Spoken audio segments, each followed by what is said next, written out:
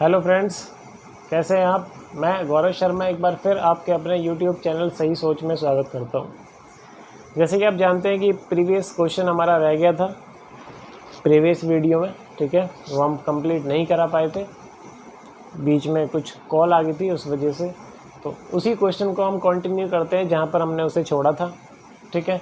सबसे पहले उसमें क्वेश्चन दिया हमें, करंट हमें दिया हुआ था, वोल्टेज दी हुई थी, ठीक है।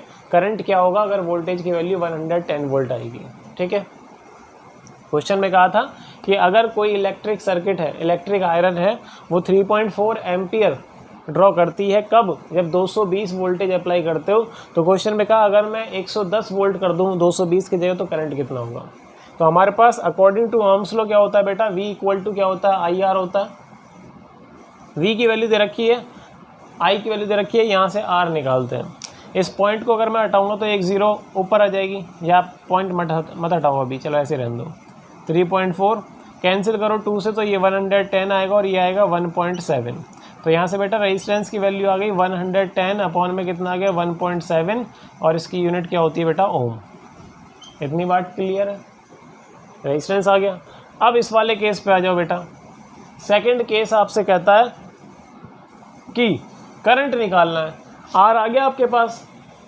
ये आर जो पहले था वही आर बाद में रहेगा, क्योंकि आपने डिवाइस चेंज नहीं करा, रेजिस्टेंस सेम रहेगा। कब तक? जब तक डिवाइस सेम रहेगा। अगर डिवाइस चेंज कर दे तब रेजिस्टेंस चेंज हो जाता। आ जाओ दोबारा लगाओ, V इक्वल टू क्या होता है बेटा, IR। V की वैल्यू इस बार कितनी कर दी है 110, I मुझे निकालना है, R की वैल्यू कितनी है बेटा 110 अपॉन में कितना आ गया 1.7। इतनी बात क्लियर है। इस 110 से 110 कैंसिल, यहाँ कितना बचा, 1 बचा। 1.7 की क्रॉस मल्टीप्लाई 1 से करोगे तो ये आएगा 1.7 एम्पियर इक्वल टू क्या आ गया, I। अब रेजिस्टेंस सेम था तो आपने कहा सर, आपने कहा था कि आधा नहीं होगा, लेकिन आंसर तो आधा आ रहा है, मतलब 3.4 का आधा है, क्योंकि वोल्टेज आधी हो गई। जब तक रेजिस्टेंस सेम रहेगा तब तक आप इसे हाफ कर सकते हो, लेकिन अगर रेजिस्टेंस वेरी कर गया तब हम फिर आधा नहीं कर सकते, ठीक है। इतनी बात क्लियर है। वीडियो को पॉज करके न्यूमेरिकल को नोट कर लियो।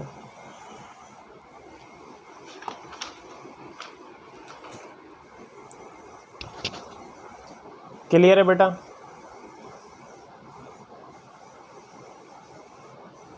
चलो आगे बढ़ते हैं।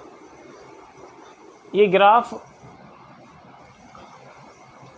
अब है नहीं सिलेबस में, लेकिन फिर भी मैं इसे करा देता हूँ, एग्ज़ाम में आ जाए। कुछ चीज़ छोड़नी नहीं है, कट भी गया हो तब भी नहीं। छोटा सा ग्राफ है, graph between V and I। Graph between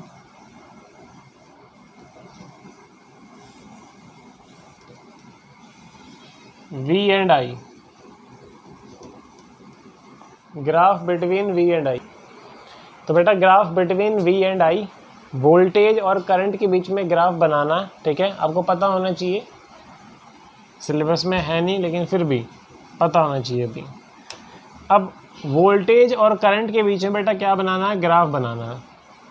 voltage और करंट के बीच में बेटा क्या बनाना है, ग्राफ बनाना है। तो मैं आपको कुछ वैल्यू देता हूँ, जैसे ये वोल्टेज है और ये क्या है बेटा, करंट है। इधर तो वोल्टेज में अगर मान लो लिखता हूँ भाई, यहाँ पर 5 वोल्ट है, यहाँ पर 10 वोल्ट है, ये 15 वोल्ट है, ये 20 वोल्ट है। करंट की value 2 ampere, 4 ampere, 6 ampere, 8 ampere, ठीक है। वो यहाँ पर मेंशन कर लेते हैं।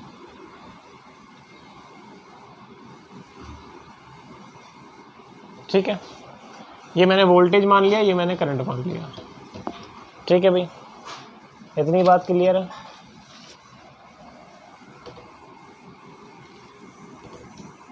इसे करंट मान लेते हैं और इसे वोल्टेज मान लेते हैं। क्लियर है भाई।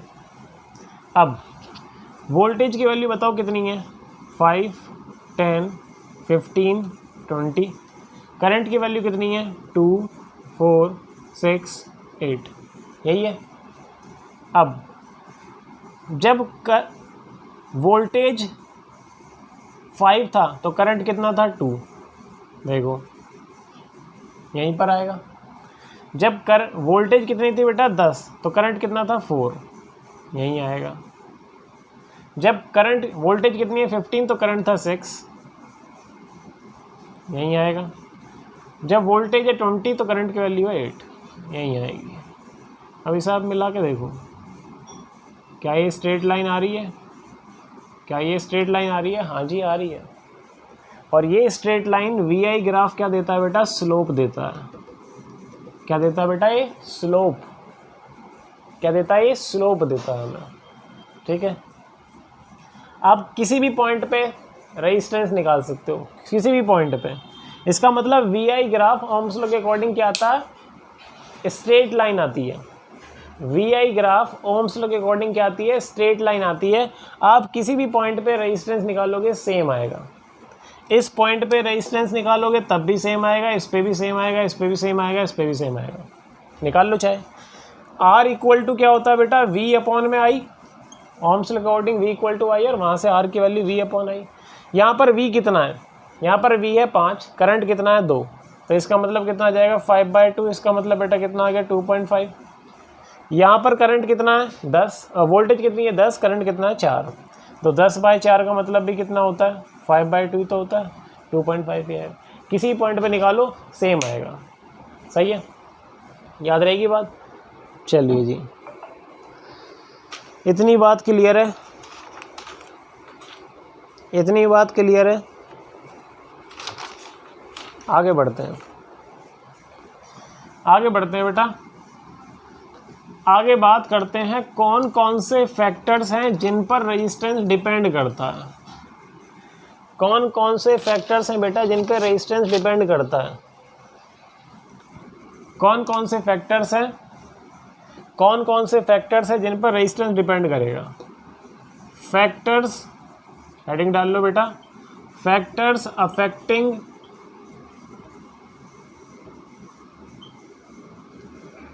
the resistance of conductor।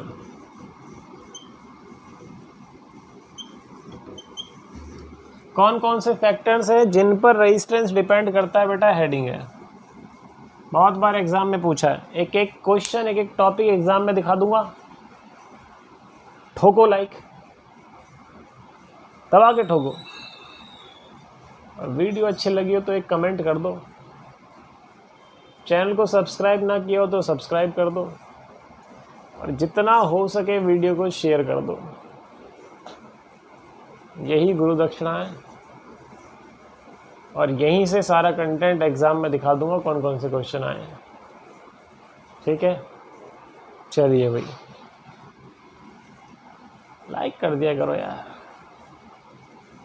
Like कर दिया करो, like, subscribe, share and comment. Life बल्ले बल्ले, कुछ और थोड़ी मांग रहे हैं तुमसे यार। आ जाओ भाई इस पे, अब topic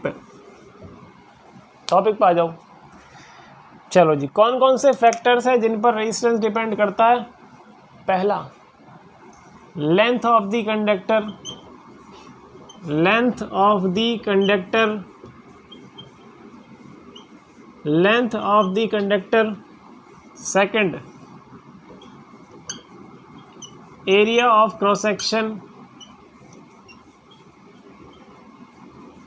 area of cross section. Third, nature of material,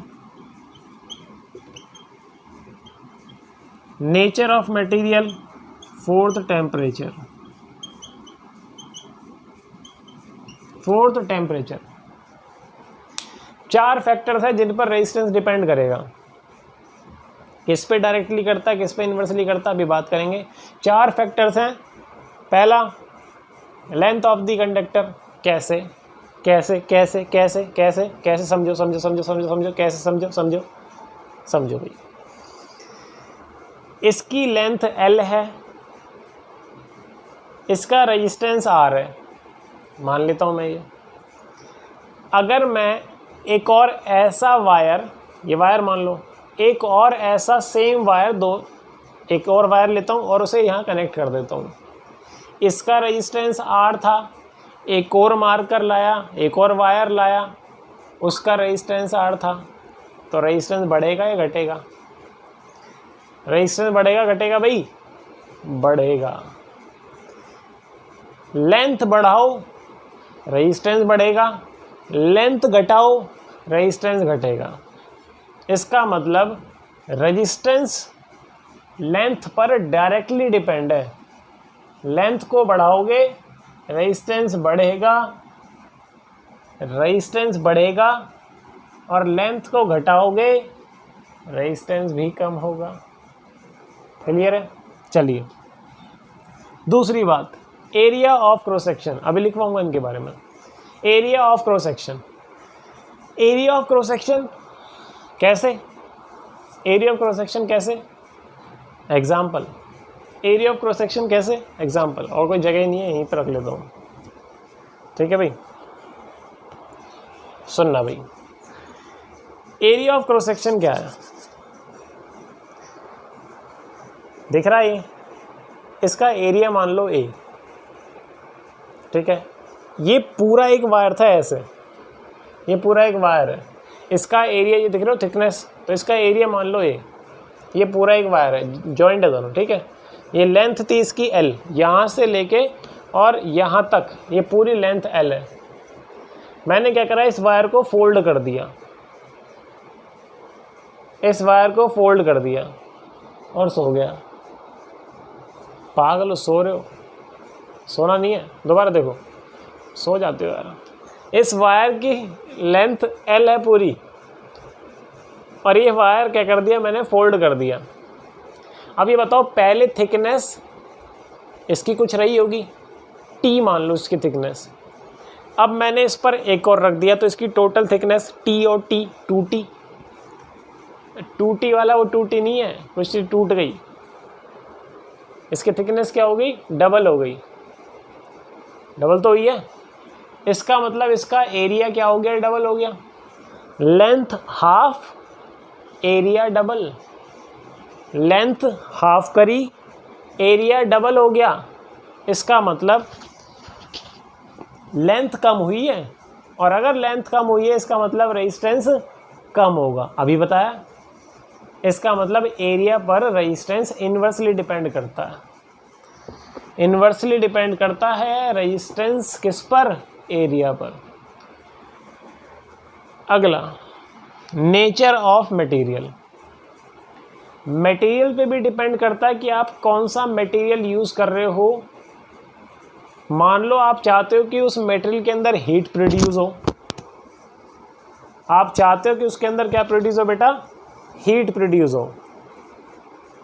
आप चाहते हो उसके अंदर क्या प्रोड्यूस हो बेटा, हीट प्रोड्यूस हो, तो आप ऐसा मटेरियल यूज़ करोगे जिसका रेजिस्टेंस हाई होगा, क्योंकि रेजिस्टेंस हाई तो वो करंट का अपोज करेगा, और करंट का अपोज करेगा, जान नहीं देगा, जान नहीं देगा, जान नहीं देगा, करंट का अपोज कर रहा है। इसका मतलब वहाँ से करंट आ रहा है, वहाँ से करंट आ रहा है, तुम जाने नहीं दे रहे, वहाँ से करंट आ रहा है, तुम जाने नहीं दे रहे, तो करंट क्या करेगा, अपने आप को वहीं पे रोक लेगा। करंट रुक गया तो क्या हो जाएगा, बॉडी हो जाएगी गर्म। ठीक है, बॉडी हो जाएगी गर्म, वहाँ से हीट प्रोड्यूस होनी शुरू हो जाएगी। इसका मतलब ऐसे मटेरियल जिनका रेजिस्टेंस क्या होता है, बहुत ज़्यादा होता है, और ऐसे मटेरियल जिनका रेजिस्टेंस बहुत कम होता है, तो इन पे भी बॉडी जो है उनके बॉडी के मटेरियल पे भी डिपेंड करती है कि कैसा रेजिस्टेंस है उसका। ठीक है, जैसे निक्रोम वायर का रेजिस्टेंस 30 गुना ज़्यादा होता है कॉपर वायर से, 30 टाइम्स ज़्यादा होता है कॉपर वायर से। सोचो कितना रेजिस्टेंस होगा। तो मटेरियल पे भी डिपेंड करता है। चौथा आता है टेम्परेचर। अब टेम्परेचर क्या है,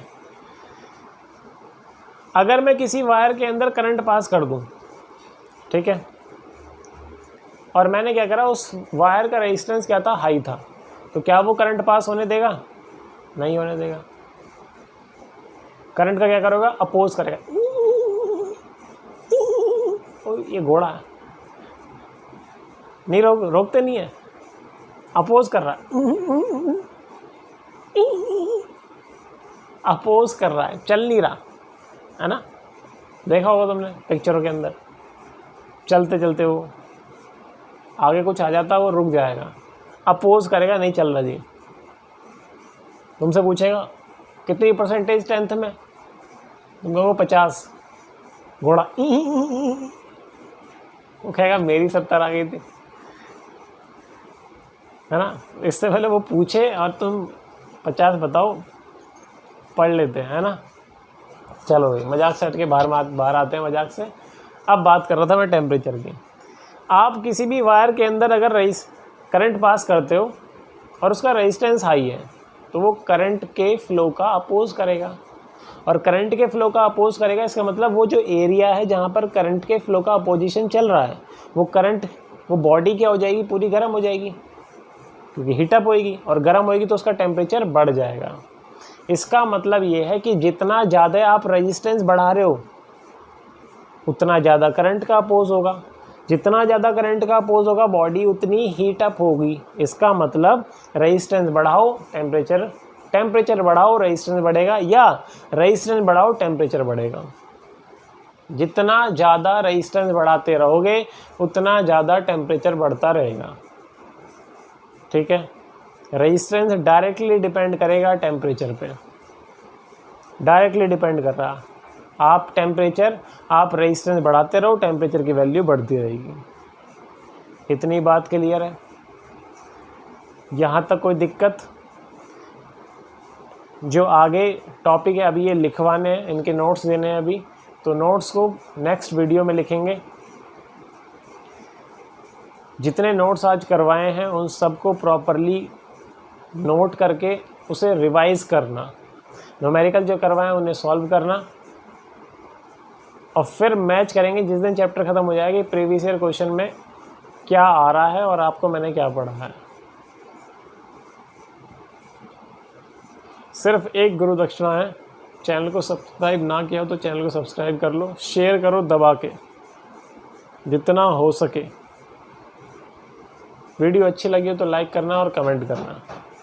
मिलते हैं फ्रेंड्स नेक्स्ट वीडियो में, जब तक के लिए बाय बाय।